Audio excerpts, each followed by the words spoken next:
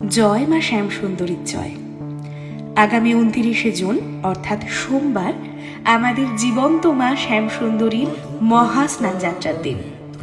এই দিনে মাতার সমস্ত সন্তানের কাছ থেকে সংগ্রহ করা দুগ্ধে তার স্নান সমাপন করেন। মায়ের এই বিশেষ স্নানযাত্রা দর্শন প্রতিটি সন্তানের কাছে অতীব দিব্য, অতীব পবিত্র এবং অতীব আধ্যাত্মিক। এই নির্দিষ্ট দিনে আর দূর থেকে নয়, একদম কাছ থেকে সকল সন্তান তার মায়ের গর্ভগৃহে ঢুকে মায়ের দর্শন করতে পারবে।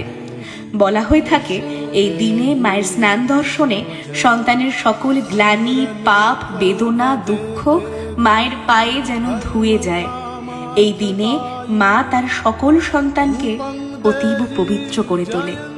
যে সকল সন্তান এই দিনে মায়ের স্নান দর্শন করতে ইচ্ছুক তারা অবশ্যই সকাল 8:30 থেকে দুপুর 12টার মধ্যে পৌঁছে যাবেন মায়ের বাড়ি শিয়ালদাতে। আর হ্যাঁ, অবশ্যই সকল পুরুষেরা ধুতি এবং উত্তরীয় আর নারীরা শাড়ি নিজ অঙ্গে ধারণ করে তবেই মায়ের গর্ভগৃহে প্রবেশ করবেন। তাহলে আর দেরি কেন?